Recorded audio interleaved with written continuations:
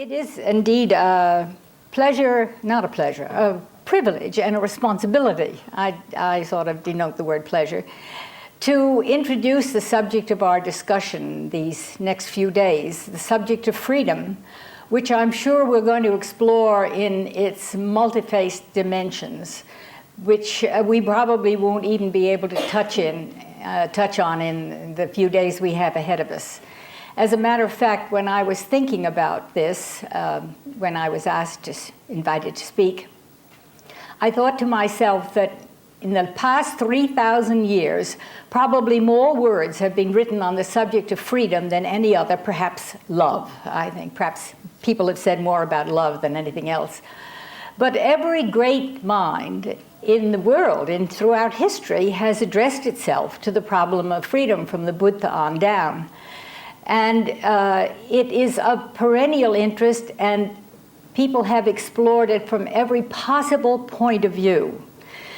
So much so that if I were to try to give you quotations from the various things that might be read on the subject, it would occupy not only the whole of today, but probably tomorrow and the next day too. So one must be selective, and one must try to choose those aspects of freedom which seem to me most important to oneself, for oneself. And therefore, mine will be a personalized view. I'm selective, and you may feel that I have left out all the most important things, and then you'll have the extreme pleasure of bringing forward yourselves, I hope, in the groups. The problem of freedom has been made very acute for us in the last 2 years. We had all the euphoria of the people who were genuinely oppressed under authoritarian regimes throwing off those yokes and embracing the notion of freedom with wild enthusiasm. And immediately following thereupon, we have seen the disintegration of the countries and the cultures, the societies in which these people have emerged almost immediately. And the paradoxes and poignancies of the search for freedom have thus been made all the more apparent to us today in what is going on in the world. The dilemma which faces people who are totally unprepared for this, of how to exercise personal freedom in a pluralistic society without infringing on the freedoms of everybody else, whose view of things is very often entirely different from us, whose values, whose goals, everything else are entirely different from us, is one that not only plagues the newly emerging democracies, but plagues our own democracy. We've been trying to find solutions to this from the very inception of our own country. And these problems, I don't think, will ever go away as long as human beings remain human beings. It was Jean-Jacques Rousseau who said, "Freedom is a food easy to eat but difficult to digest." And Ruskin, you see all these people that one never reads anymore, had something to say about freedom too. Ruskin warned us about that treacherous phantom which men call liberty. So we really don't know what freedom really is. There, as I said, we long for it, we feel an immense drive toward it, but how to achieve it when we have the opportunity is something which we have to learn, and learn very gradually. Václav Havel of Czechoslovakia, who's been very much in the news today and is a very thoughtful and wonderful person, has been confronted with these very problems most acutely in his own nation. And as you know, he's just resigned because Slovakia has disentangled itself from the Czech. They're now going to be two republics, and whether or not there'll be a fraternity is in the problematic. He says he faced the issues because he was a great idealist, and when he came in, he came into power, which he never sought, by acclaim because obviously all the people in his country felt that he, above all, epitomized their ideals of freedom. But there's such a tremendous gap between the ideal of freedom and the experience of freedom, a gap that we can only bridge by knowledge. And this gap becomes increasingly evident as people struggle to achieve what they consider to be the most important attributes of their own freedom, as defined in their own terms. He said, speaking of his own country, which I think is very sad and touching, "Freedom has released an explosion of human vice, of morally ambiguous tendencies. The authoritarian regime imposed a certain order on these vices, and in so doing legitimized them in a sense. This order has now been shattered, but a new order that would limit rather than exploit these vices on an order based on freely accepted responsibility to and for the whole of society has not yet been built. For such an order takes years to develop and to cultivate." Thus, he identifies the problem, it seems to me, one of the most important requisites for freedom is that it demands responsibility. And today, all those people who are speaking about freedom, those who have been genuinely oppressed, but also all of those who have a personal agenda, something that they feel they want to instill in our culture, some issue that they find important to them, insist upon their right to exercise the freedom in the direction they want to. But they very seldom discuss the nature of the responsibility that freedom imposes upon them. That freedom, in other words, to ensure that other people have an equal right, if you want to use that word right, to the same degree of moral responsibility and ethical responsibility within their terms of their own lives and their own life experience. Ignorance, then, probably is one of the great barriers to freedom, and I'm sure this is something we'll all be talking about, discussing at considerable length later on. But I want to go on to quote another passage from Havel, which he talks about this. "The sense of responsibility grows out of the experience of certain moral imperatives that compel one to transcend the horizon of one's own personal interests. Human freedom is indivisible. If it is denied to anyone in the world, it is therefore denied indirectly to all people." And I think that this is genuinely what we consider to be freedom in the true sense of the word, that it is freedom of the individual can only be really assessed in terms of the good of the whole, and in terms of the order of society and of nature, which I'll come back to a little bit longer. As a matter of fact, Sir Geoffrey Vickers pointed out with regard to rights, and that word rights, you know, is on everybody's lips today. We get sick to death of hearing it. That rights is a static defensive concept, whereas the acceptance of responsibility implies creative participation in the design of the human world. The sense of responsibility grows out of the experience of certain moral imperatives that compel one to transcend the horizon of one's personal interests. Now, the thing about that I've always said from the theosophical point of view is that every one of us is personally responsible for the condition of the world today, just as much as the member of the mafia or the poor boy who shoots another child, because we get the world we deserve. We are continually creating that world from moment to moment by our own actions, by our own thoughts, by our behavior, by our aspirations, by our interactions with other people. And I remember that I think it was the Dalai Lama who said, if everyone is filled with compassion, we would have a compassionate world. So that there is the truism that everything begins with the individual.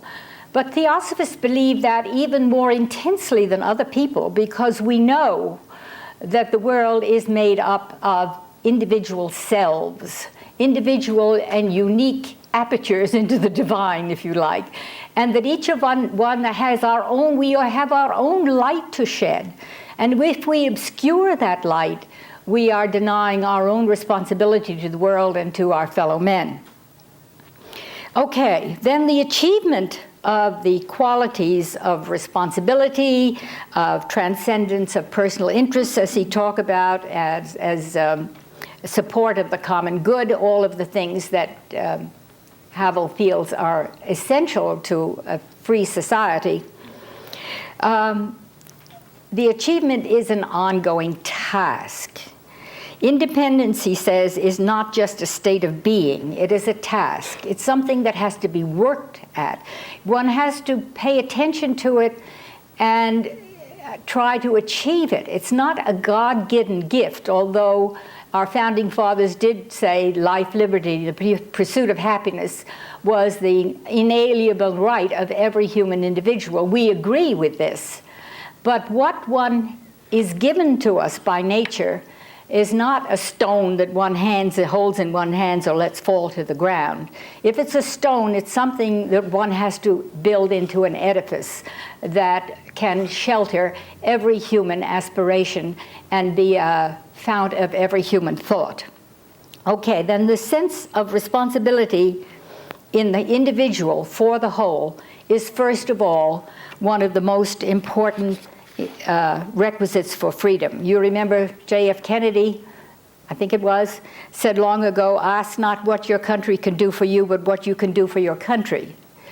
Today, in the United States particularly, I find it extremely distasteful that everybody is looking for what they can get out of our country and disclaiming responsibility of any of the ills of our society. People are busy pushing the blame onto everyone else.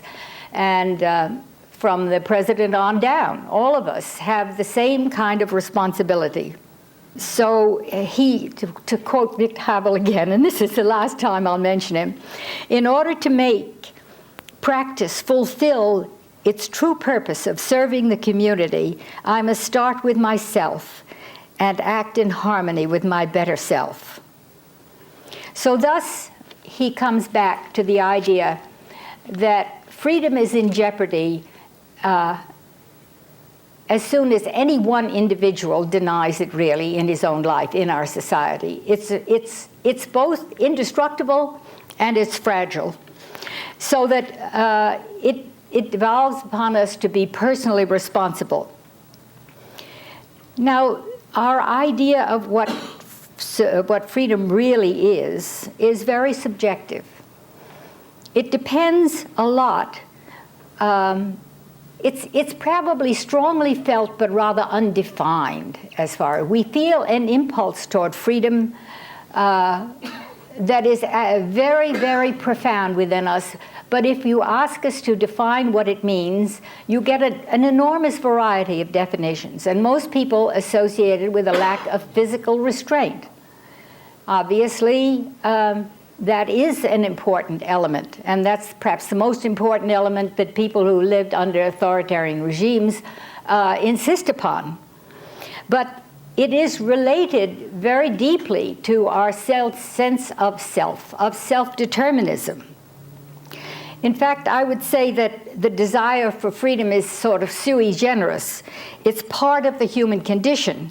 And indeed, the quotation that I took from Iris Murdoch, who is after all a novelist and not necessarily a philosopher, points to this. When, if I may repeat it, she says, I have said, the roots of freedom arise from, quote, that law of nature which implants in man, as well as in every beast, a passionate, inherent, and instinctive desire for freedom and self-guidance. I think the fact that she added in every beast makes her statement an extremely theosophical one, because we do not separate that selfhood, if I can put it that way, not self, but selfhood or impulse toward selfhood from in human nature from the rest of nature, do we? We feel this is inherent in everyone. And by its very, very nature, freedom implies self-expression, even on the most primitive level. Even in the simplest animal struggles to be free, struggles with its environment, struggles to attain its proper shape and form, struggles to almost to achieve its dharma, if you might say, what it is its own nature to be.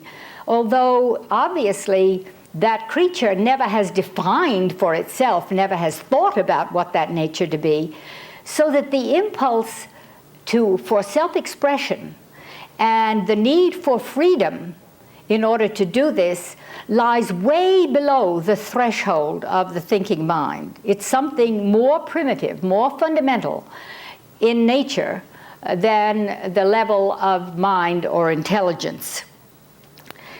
Now, referring to the right to liberty protected by the 14th Amendment in our country, because there's so many debatable issues on the questions of where liberty should begin, where should it end, where does the responsibility to lie, that, as you remember, the case came before the Supreme Court recently, which was divided 5-4 in favor of upholding Roe and Wade.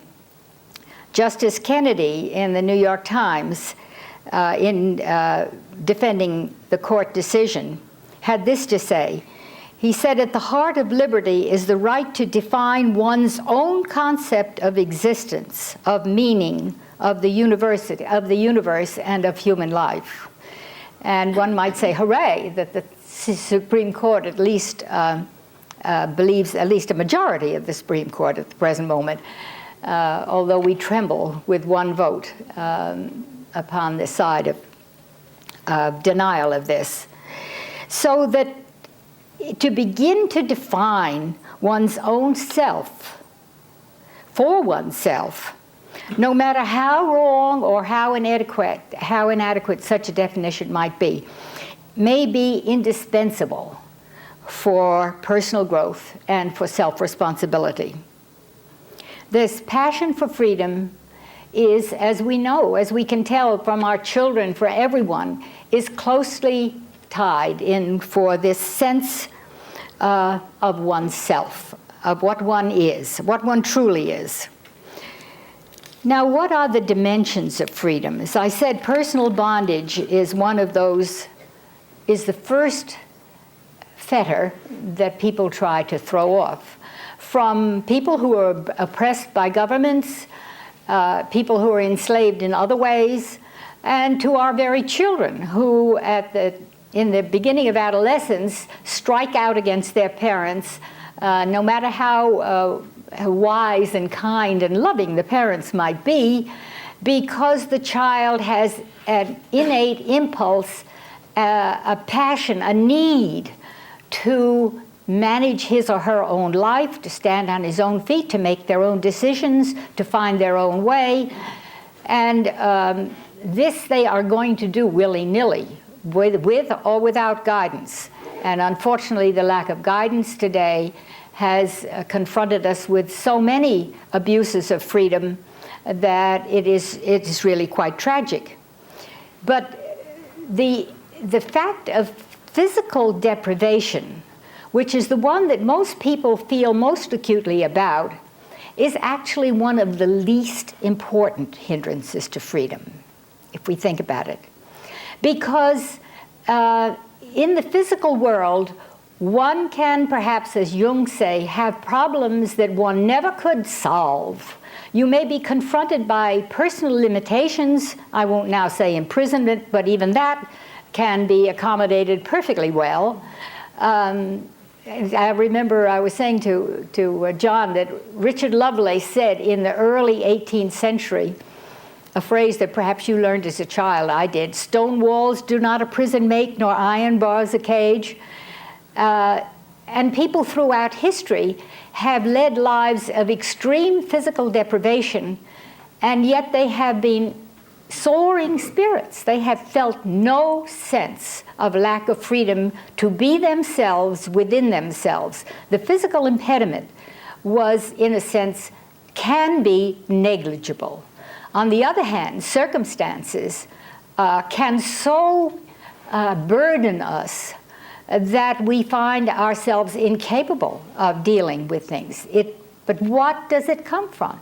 Ortega talked about man and his circumstance. And we know, as theosophists, that our circumstances are self-engendered, are they not? They're the result of karma. We are born into certain circumstances which we may find, into certain family situations or whatever, that we may find terribly inhibiting. But as theosophists, we must understand that we have chosen those circumstances. We have ourselves committed ourselves to a life in these circumstances in order that we may find how to live and grow and be ourselves within their terms. Because all physical existence is a sense of limitation. It's subscribed. Fritz used to point out to the fact that the order of the universe is such that we have three-dimensionality, and we can't fly by ourselves, can we? There are lots of things we can't do, but within terms of that order of nature, freedom can flourish, because freedom does not exist without nature, without order. Without order, there is nothing but chaos and indeterminacy. And although the world is paradoxical and indeterminate, within that flux there is a sustained, intelligible order which is to be discovered by man, to be lived accordingly, and to be not conquered, that's not the right word, or exploited, but to be understood and benefited from for all of humanity. So there are other kinds of inhibitions to freedom, however, and those are the ones that we see most prominently in our own culture. We might say that they're psychological, they're emotional, they're mental, and they become so much part of our own nature that we don't perceive them. We think of them as being inherent in our own constitution, and therefore we don't notice them. Now, one of the people who used to write a lot about freedom was Krishnamurti, and he attributed a lot of our lack of freedom to what he called our conditioning. And I never liked that.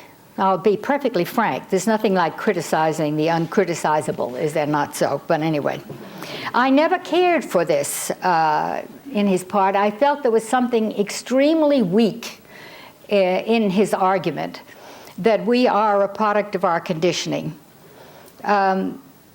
If we are such a product of our conditioning, whence comes that? Which means always external influences, is that not? Conditioning, you're conditioned by your external influences, by the people that you work with, by your environment, by your culture, all your habits of thought, which he said we adopted from other people, and all of this. But if that is so, whence comes this universal passion for freedom among those who have never known it? If he says no one of us have ever known it, where does this come from, this passion? I feel it's innate, as Iris Murdoch pointed out, and therefore I think it lies well below the level of intelligence which he said was essential to overcome the lack of freedom. Now, I'm not saying that intelligence isn't needed, wisdom rather, isn't needed in order to overcome our own bonds, our own bondage to various attributes of ourselves. But I feel that the passion for freedom comes from deep within the human condition, and even in the natural world itself, and is related to that very most profound level of being, the sense of being, which is rooted in the spiritual self itself, that one universal life, the one reality.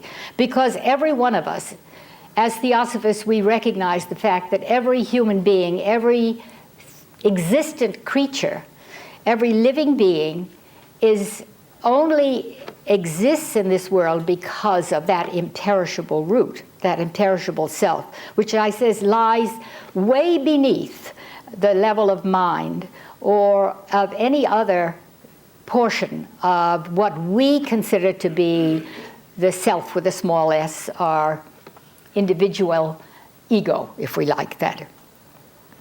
Now, I would like to defend this a little bit by going on from what Iris Murdoch said and saying that it's now becoming widely recognized that all living systems are primarily geared to self-renewal, what is called autopoiesis. And that stems from the work of Prigogine. All living systems, and I don't care whether it's a most minuscule animal, find and maintain themselves independent from the nourishing environment. They are not creatures of the environment. The more freedom, Jantz has said in a book he called The Self-Organizing Universe, which is very interesting, rather difficult to read, but very interesting. He says, the more freedom in self-organization, the more order. So in other words, they're self-reciprocal. The more order is indispensable for freedom, but without freedom, you cannot maintain order. Now this, I think, even is evidenced in human societies, which may be flip-flops from one extreme to another. But freedom is totally dependent upon order. I'm not saying man-made laws now, you know, which we often confuse with order, but order in the natural sense. And he goes on to say, life, and especially human life, now appears as a process of self-realization. The most important task today is the search for new degrees of freedom to facilitate the living out of evolutionary processes, because he, like we, make the statement that evolution is a learning process.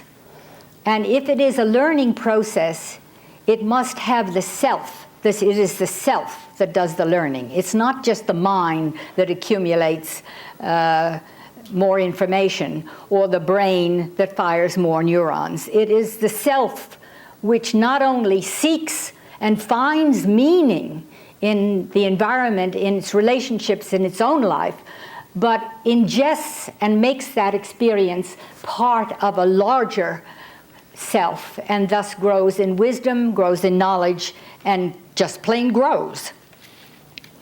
In other words, freedom and self-determination are the most fundamental characteristics of all life. Now, to get back to the idea of conditioning, because this, I think, is something that we really need thinking about. I admit that I have to assent that Krishnamurti has pointed out to us something that is extremely important to us. We know that his idea is that everything we think and feel is the result of family, ethnic, and environmental and cultural influences, plus our genetic heritage, I suppose. He never mentioned that, but I assume that that would be considered part of it.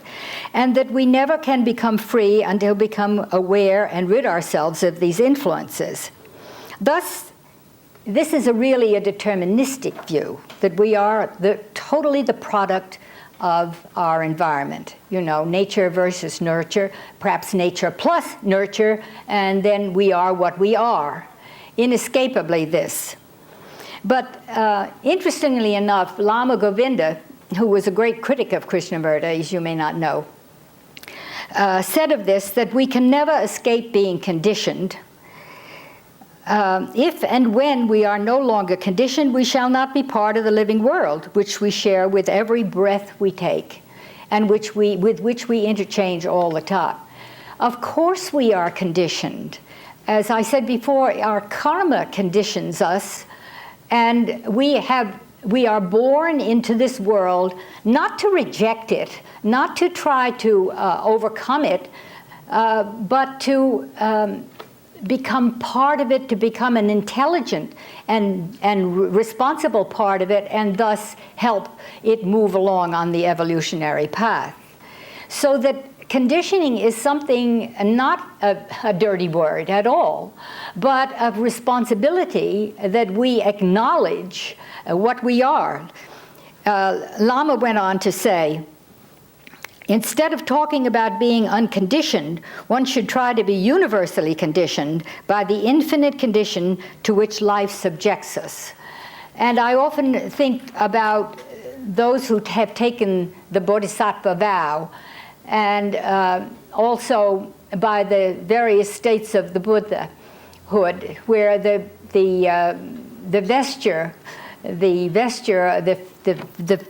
human vesture is retained in order to maintain the contact with the world and thus help to elevate it to a higher level. One's responsibility as a human being does not merely end with one's own enlightenment, but with the good and enlightenment of the whole world. As we know, understand with the Bodhisattva vow, the vow is never to really accept one's own nirvana or passing away from this, in freedom from this world, until all other human beings have attained the same degree.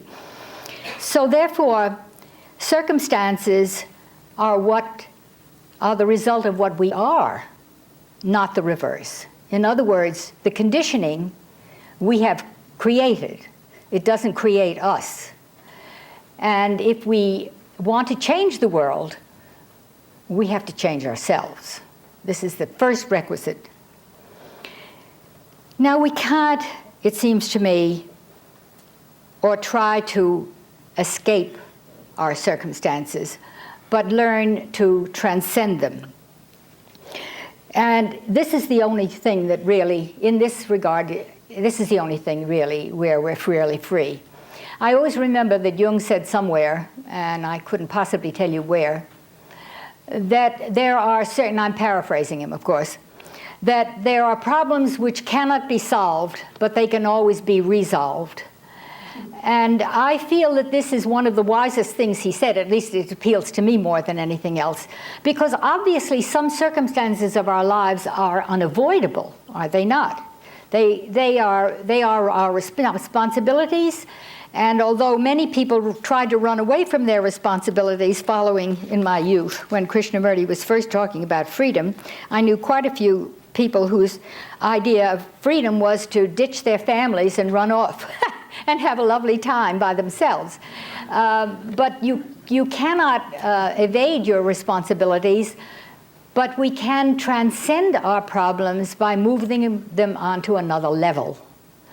And this is what Jung means, I'm sure, by what he says when he says we can resolve our problems. We can see them differently and reconcile ourselves to them, learn to live with them in such a way that they become creative opportunities for us rather than hindrances to our freedom. So the problem of freedom lies within ourselves. Now, the enemies to freedom, which, as I said, lie within ourselves, lie at the physical level, the emotional level, and the mental level. Is that so? But they're all very interrelated. At the physical level, we're very often overcome by tapas, and we're indolent, and everything's too much trouble for us, and we're lazy. Or on the other hand, we're hyperactive and, anything. We could be any one of a number of different stages on this path. But we also love our comfort. The world is full of interesting and desirable sensations and appetites. We love to eat, we love to drink, we like to sleep, we like entertainment. All of these things, there's nothing the matter with any of them, so long as we do not become dependent on them. At the emotional level, we have many, many hindrances to our freedom, more there than anywhere else. We have fear, we have resentment, we have anger, we have greed, we have the longing for power, we have all kinds of cravings. So that at the emotional level, desire and craving are the greatest obstacle. And at the mental level, of course, we have attachment to our own ideas and to our thoughts, which we identify with. We identify with our own ideas. We think that's my idea. And therefore, it takes precedence over all other ideas. I've made a little acronym about that, since craving, attachment, and desire, dependence are the biggest obstacles. Think of them as CAD, see? CAD. You could remember this. CAD. And therefore try to recall them to your own mind. Now, the Krishnamurti, I come back to him again because I know you've got a couple of his books on your reading list. He kept saying that we have to be aware of these things. Awareness does not mean that we have to think about them all the time. In fact, I think that's counterproductive. I think what has to do is approach it from the other end. And this is what I have always felt, that if one becomes, what shall I say? If one can in some way identify for oneself what I've always called one's own fundamental intentionality, which is undefinable, I quite agree. We cannot define it because it's open-ended. I mean, it can lead us in any number of different directions. But I think many people have a kind of instinctive, it's as though one has a vector within oneself that points in a certain direction. Or there is a lodestar to which one is drawn. Even if it's in the depths of space and it's unknown and unperceived. There is something, one has a deep longing. And this I identify with the notion of the true self. Therefore, it has relationship to this search for freedom. This is spoken of very often in all the literature as one's dharma, which I think Mrs. Besant defined long ago somewhere as becoming what one truly is. And this idea of dharma, which maybe we can explore together in workshops or something of that nature during this session, is, I think, one of the most important ideas. Of course, it exists in Buddhism very specifically, where it has other meanings. It can have many, many meanings. But the idea is that one has really chosen to be a human being. When I say one has chosen, I mean at the highest level. Embarking on what HPB calls the long pilgrimage through the cycle of necessity is the desire, the need of the self to fulfill itself in its own nature, and that is therefore to, in full conscious realization, to reunite itself with the whole of things, with that spiritual root of the universe. And this is, in a sense, the task of every human self. And it is the future task, shall we put it that way, of every other living creature. And that's why the impulse toward this selfhood exists on every level of life. It's a concomitant and a prerequisite for life itself. So that this intentionality, this deep intentionality, which I've always felt is delivered to us by the Atman, if you like, the living Atman, if we can be technical, is something which is present here and now. I have never been of the persuasion that the Atman is on some high level that we reach when we get to nirvana. If it were not for the presence of this indestructible self in all of us and in nature, the world would vanish like a dream. We talk about Maya as being the illusion. It's really the dream. It's both, and we are both the dream and the dreamer.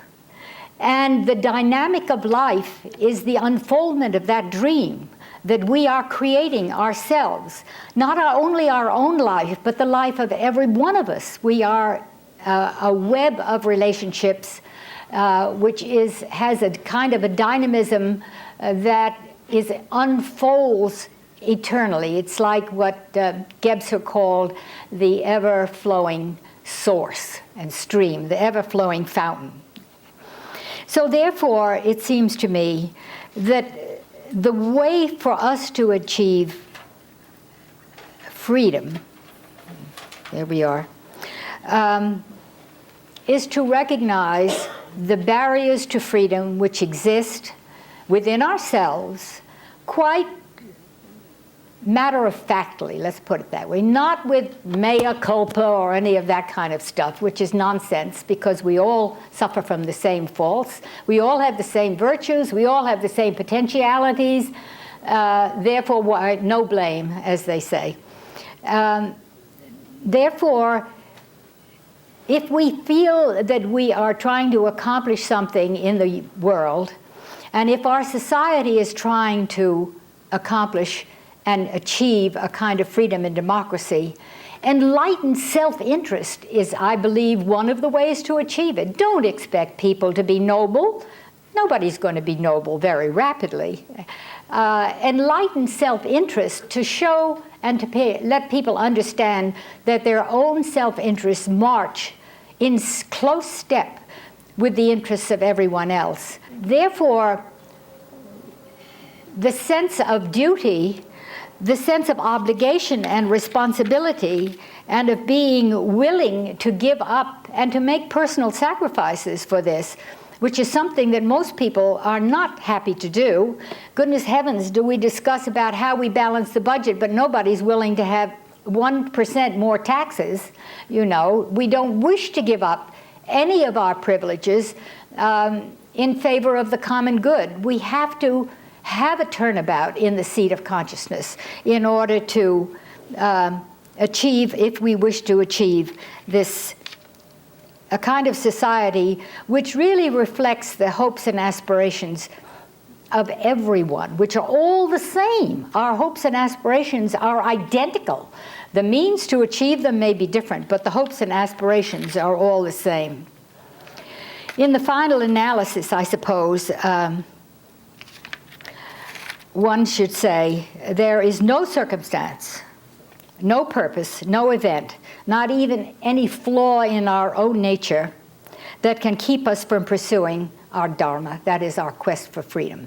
You can't keep a good man down. And eventually, we shall all find the means for freedom, the means of achieving this, through our own self-examination, through the achievement of wisdom, through the transformation of our desires and cravings into a higher level of desire for the good, the true, and the beautiful, as Plato would have put it. But every human being has to do this for herself, excuse me. We each have to find our own way, and this is the dharma for humanity as a whole, as well as for each of us. So not even withstanding all the flaws that are within us that keep us from pursuing our own dharma, our spiritual path, from treading what we might call the universal way, the Tao, because the Taoists have defined this extremely beautifully, so that it becomes natural for us to behave in this way, not forced, not commanded by us. So it becomes the only possible way we can behave. And there's a lovely little parable about Sri Ramakrishna that I may have, I think Les Dixon has just written a book called The Great Swan or something about him, which I always loved, and I may be mistelling it, but it is that he was once seated in meditation. I may have repeated this to you once before, if so, I apologize. He was seated in meditation, with his hands folded, and one of his devotees came up and wanted to make darshan, and he put a gold piece in Sri Ramakrishna's hand. And the saint, who was in the deep meditation, did not emerge from his meditation, but his hand lifted itself and deposited the gold coin upon the ground, because the acceptance of that was not consonant with his own state of being. The natural man within us, the true self within us, is always free. What we have to do, what we have to find, is the way in which we become transparent to that freedom, to that truth, to that good, which lies within each one of us. And then you see the way we behave, the things, the decisions we make, our relations with other people, will be freely, they will be a part of our own nature. We will act as we have to act because we are being true to ourselves, to our own nature. There's a lovely little Taoist saying, which also you know, probably know: the sage falls asleep not because he ought to, not because he wants to, but because he's sleepy. We do things according to the Tao.